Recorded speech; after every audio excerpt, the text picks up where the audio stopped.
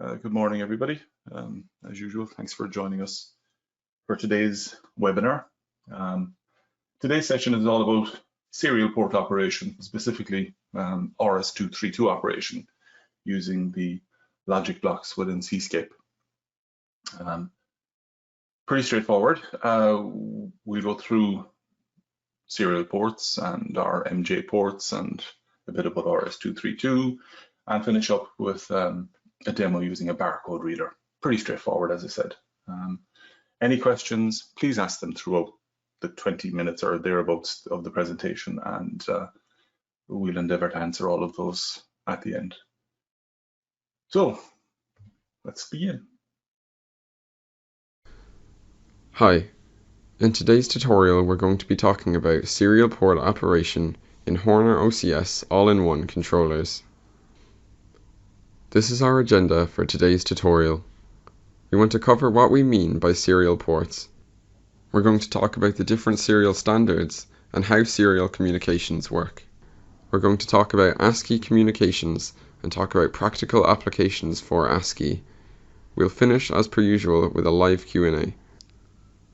We're talking about serial ports because they're still in use everywhere in industrial applications. Serial ports can be very noise immune and they can be used over long distances. They can be supported by less sophisticated devices that we want to implement or add to our automation systems, and they can interface with older generation devices. What is the serial port? It's essentially the port and electrical connection that provides a means for two devices to exchange data. We call it a serial port because data is exchanged sequentially, one piece of data at a time, as opposed to in parallel, where multiple pieces of data would be transferred at once. There's two categories that you need to understand when it comes to communications. You have synchronous communication and asynchronous communication. With the RS232, we're talking about asynchronous communication, which is the most common type in industrial applications. Examples are the RS232, the RS422, and the RS485. Both CAN and Profibus are asynchronous communications protocols. Synchronous communication protocols are typically limited to a shorter distance, for example USB. In terms of asynchronous serial standards, we're not going to cover CAN or Profibus today. Let's talk about the RS232, RS422, and the RS485. RS232 is a point-to-point topology. It's for two devices to talk to each other, and it's full duplex. You have a dedicated transmit and receive signal. The signals themselves are single-ended, which means it's not a differential pair, it's just a signal reference to the ground. Traditionally, the max distance that's used with RS232 is 15 meters. The RS422 is a multi-drop topology. That's where you can have multiple devices all talking over the same serial lines. It is full duplex and it uses differential signals. It's not just a transmit signal reference to the ground, it's actually a transmit pair or handshaking pair. The signals are differential, which allows maximum distances to be up to 1200 meters. The RS485 is the most popular of the three. It's nearly identical to the RS422, but it is a half duplex type. So instead of having one pair for transmit and another pair for receive, you have one pair that does both transmitting and receiving. Today we're going to focus on the RS232 standard. It was first developed in 1962 and defined the voltage, signal levels, the common pinouts, and the minimum control information that needed to be shared between two devices. It was officially called the interface between data terminal equipment and data circuit termination equipment, employing serial binary data exchange.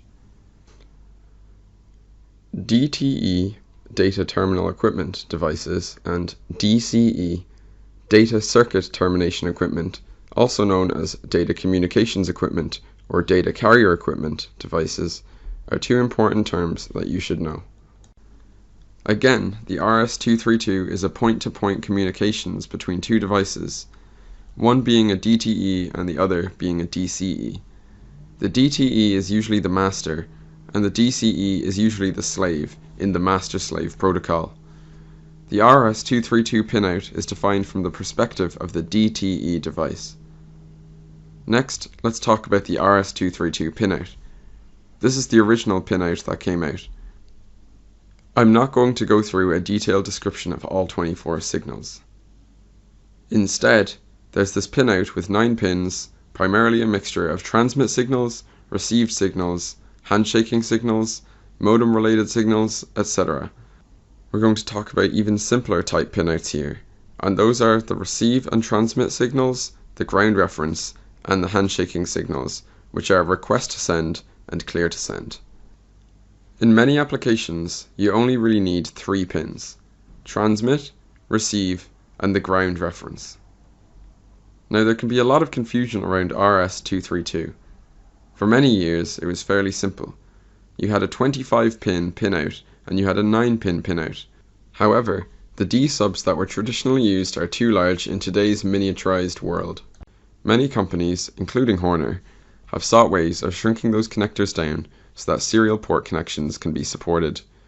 We transitioned away from 9-pin D subs and towards modular jacks. Modular jacks are used for a lot of different types of communication signals, including Ethernet and CAN and serial ports. There is no universal standard for a modular jack pinout. Many manufacturers, including Horner, provide multiple ports on a single connector.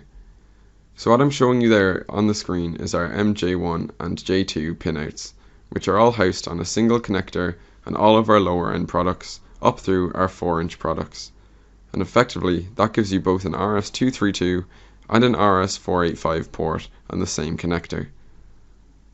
The RS232 pinout is defined from the perspective of the DTE device. So that means that in the original spec officially, the transmit pin is the one that's used to transmit by the DTE and used to receive by the DCE. If you follow the official standard, your receiving port should be labeled TD or TXD. In practice, most manufacturers specify pinouts based on the function of the pin. Many manufacturers, including Horner, have added a direction column to our pinouts to make it clear which direction those signals go.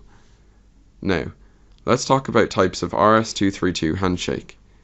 Sometimes we can get by with just 3 pins: receive, transmit, and the ground reference. That's because a lot of devices don't require handshaking, as they can easily transfer data. When using handshaking, there are 2 main types that are typically used: hardware handshaking and software handshaking. Hardware handshaking primarily involves 2 signals, RTS and CTS. RTS means the device is ready to receive. That's an output. CTS means the other device is ready to receive, and that's an input. Software handshaking involves using data instead of actual signals. There are 2 special characters, the X-on character and the X-off character, which you can use to pause and restart communications instead of using a hardwired signal. Sometimes you'll also see something called radio modem handshaking. That adjusts the timing over the air for radio transmissions to adjust for some of the limitations in radio media. What is ASCII? Well, basically it encodes characters into integers. Anything that you can print, and even some things that you can't print, get assigned integer code between 0 and 127. It was originally based on the English alphabet, and it stands for American Standard Code for Information Interchange. It was developed based on the telegraph code and was established in the early 1960s. It was last modified in the mid-1980s. The basic character set contains 128 characters, and there is an extended character set which contains 256 characters. This is what an ASCII character set looks like. The first section shows all the ASCII characters that aren't really printable. They're control characters for things like carriage returns, line feeds, transmission control, etc. But those characters are still used today in some applications. In the center, you have all the ASCII printable characters. You have numbers, lowercase and uppercase letters, and punctuation. On the right, you have the extended ASCII characters that were added in the early 1980s. When we are looking at the data in our RS232 communications, we're going to be looking at this chart and using it to translate data numbers. ASCII is used in a lot of legacy industrial devices and in terminal emulation devices. It's also used in many unencrypted English readable devices where sophisticated protocols aren't in use. The best modern examples are barcode readers and unencrypted card readers. The OCS can deal with ASCII data by storing each character as half of a word in general-purpose %R registers and 16-bit type variables. The first character is stored in the lower byte of the word, and the second character is stored in the upper byte. Then, the OCS supports a series of function blocks that are geared for dealing with characters or strings, or serial ports for raw ASCII. There are serial port open and closed commands, and send and receive blocks. You can interface with serial modems. You can move string type data around. You can compare two different strings and see if they match or not. And you can calculate string length. Let's go through the process we would use to interface with a serial device using a barcode scanner as an example. The first step is to get the pinout. One thing you should be aware of is most RS232 barcode readers are designed to plug directly into 9-pin PC serial ports, which is a DCE pinout. It's a 9-pin female that you'll find on the end of the barcode reader, and there's almost never any handshaking required with any of these barcode readers. We're going to need to interface this barcode reader with a Horner OCS that has a modular jack for a serial port, and the MJ ports. These can be wired up in a straightforward fashion. When it looks like you've got two incompatible connectors, we have an MJ2 terminal adapter shown there at the top. Another option is a modular adapter with a flexible pinout, where you make the pinout when you receive the adapter. That's shown there at the bottom. Alternatively, you can chop off a patch cable or a standard Ethernet cable, and since the RS232 signals are pins 6, 7 and 8, you can effectively use the standardized color codes on a chopped off RJ45 Ethernet cable, where pin 6 is green, pin 7 is brown and white, and pin 8 is brown. The next step is to make sure that the OCS is set up to be able to interface electrically with the barcode scanner. Find the COM settings of your barcode scanner and open port in the OCS. The specific settings for the barcode scanner will vary by manufacturer. In my case, I have a Symbol LS2208, which is a very common barcode adapter. Its default communications parameters are 9600 baud, no parity, 8 data bits, and 1 stop bit. Now we need to start receiving characters using the receive function block. We're going to specify the port, the maximum number of characters we want to receive from the port, and the variable or register where characters are temporarily stored. Finally, we're going to utilize ladder logic like move functions to process characters and prepare for the next transmission. We'll use move blocks, shift registers, and other similar instructions. When we're finished moving data over to a new variable, we can clear the incoming variables that are acting as the serial port buffer. Then we will re-enable the receive block so that we're ready for the next transmission. Now we're going to show you a video demonstration. Alright, I've got Seascape here. So I'm going to show you how to do just about everything you need to do in order to receive characters. Then I'm going to show you a couple example programs that are more developed for complete handling of barcodes. I'm going to start by dropping this always on contact here. And then I'm going to start with an open function block. An open function block is found under the COM Operations tab here. It's the first one listed, Open Communications. This is a function block that is used in many scenarios. Anytime that you are effectively acting as a slave over RS232 or RS485, you're going to need to use this open function block. You specify the port. In this case, MJ1 is our RS232 port. You need to get your communication parameters set up. The defaults for the OCS match up beautifully with the defaults for the barcode scanner that I have. If they didn't, I would change them to more appropriate settings. From a protocol standpoint, when you're talking to ASCII, you're going to select Generic. You'll notice that the mode is grayed out because NJ1 is fixed as an RS232 port. When this run executes, it will configure NJ1 as an RS232 port with these communication parameters. Next, we need to receive characters. I'm going to use the receive communications data function block here. I'm going to configure this block on its own. Normally, Before you can be fully configured here, you need to add additional logic for enabling and disabling this particular function block. If you look closely, you'll see a little triangle next to the input on this receive function block. It means this is a transitional function block. In other words, it's going to execute when it sees a 0 to 1 transition on the input.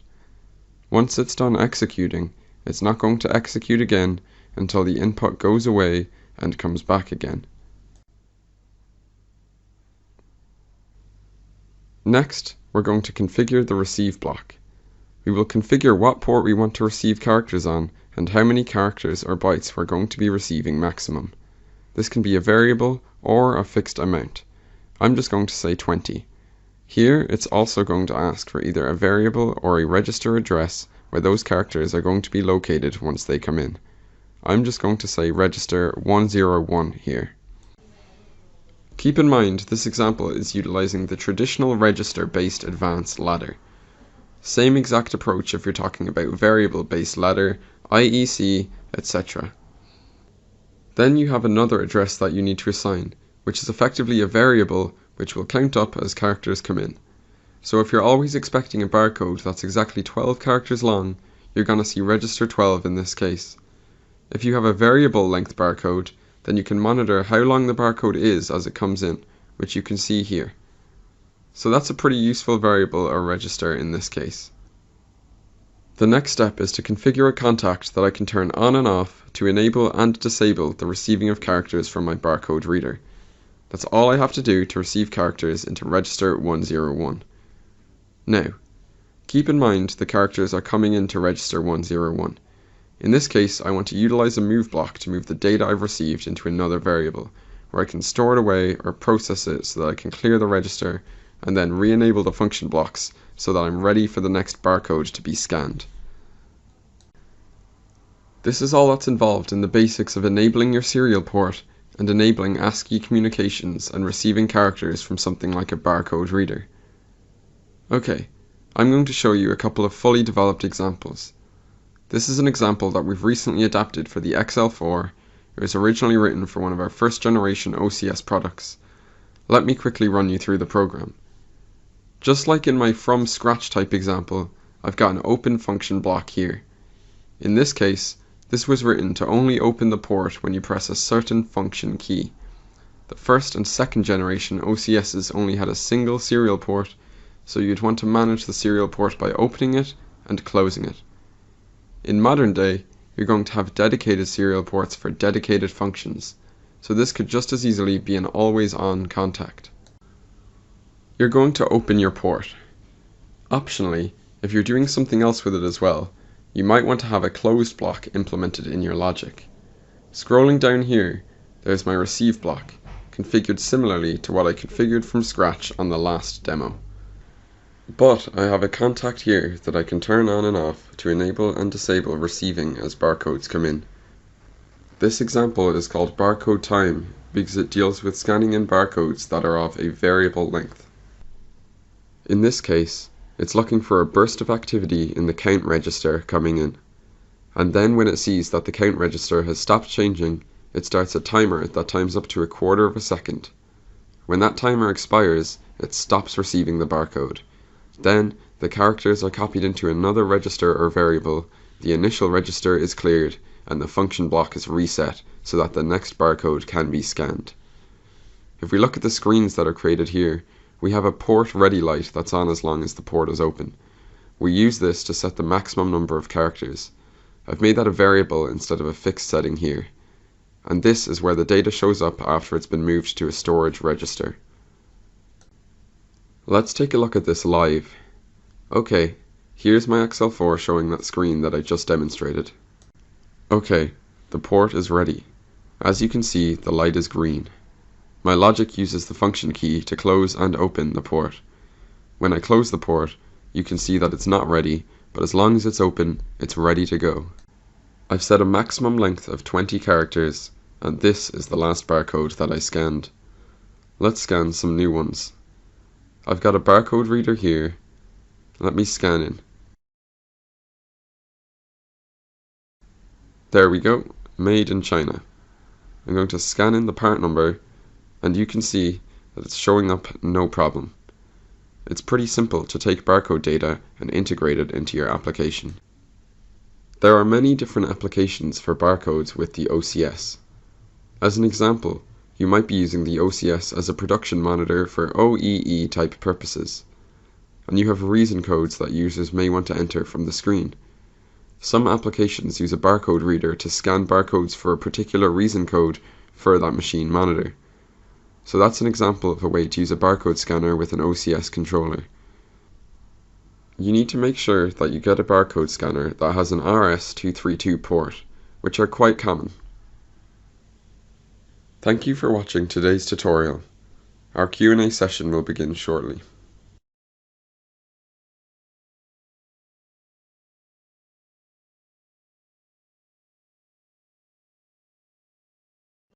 Okay, so there you have it. Pretty straightforward.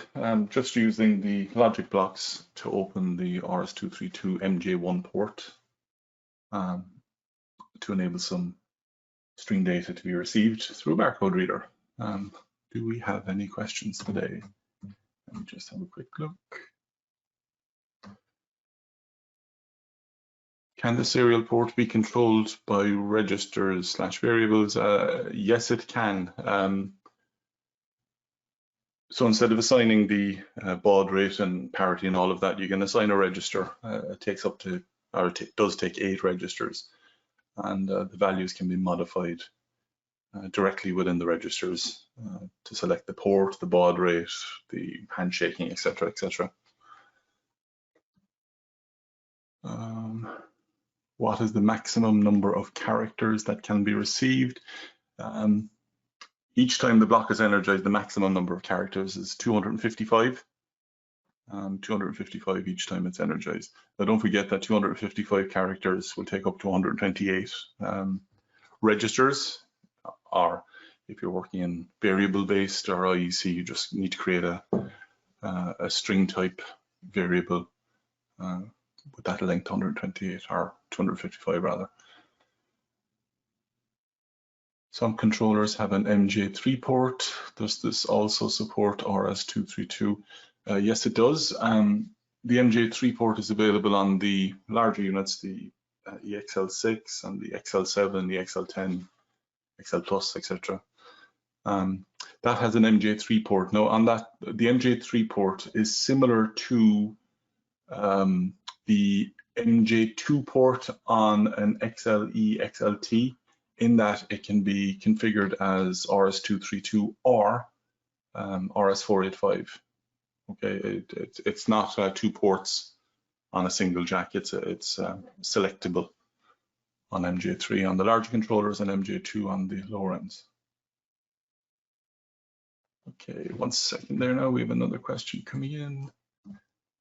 Every time you scan a barcode, you need to clear the register. Not necessarily, but if you're scanning barcodes of variable lengths, you're not going to clear the registers or the characters that are already there. So if the previous one was longer than the one you're reading now, you will still maintain the characters at the other end. So it might be just good practice as soon as they come in, if it's variable length or even if it's time-based, move after a certain period of time, wait a half a second. If there are no more characters coming in, move that data string to somewhere else, clear the receive data block, and then energize the block again to receive it.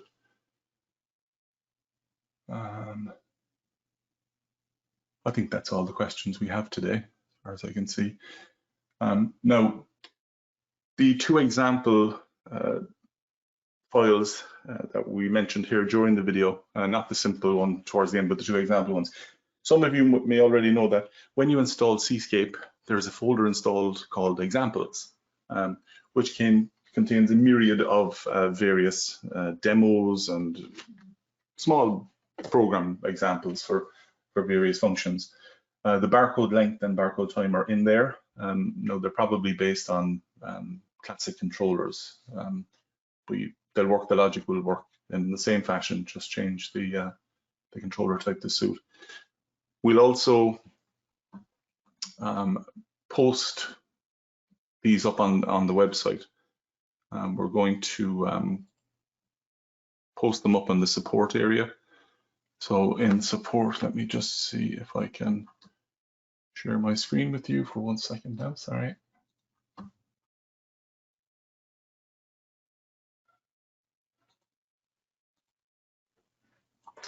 Okay, so in the support section, under training material, we're going to start posting, we have lots of training labs in here, okay, so basic training with files and PDFs, etc., etc. We're going to create another area in here with example programs from all of the webinars that we do. So check in here, they should be up here in the next 24 hours or so. Okay, one more question in just now is how does MJ1 handle the programming port when active as RS232? Short answer is it doesn't. You can't program via MJ1 if the port is already opened in logic. Now on controllers with an MJ2 separate port or an MJ3, we can choose, select in the system menu which port we want to program through. So if necessary, select the MJ2 port as the default programming port. Otherwise, close the port. You don't have an option. If it's open, it's not going to be available for Seascape programming. You have to close the port or put the unit in idle. And you'll get the port back, MJ1 back. Are there going to be also programs from previous webinars uploaded? Yes, up in this area, which I believe I'm still showing. We will have all of the demo programs from the previous webinars. As I said, they'll be up starting in the next 24 hours or so, and we'll populate them as we find them and bring them up.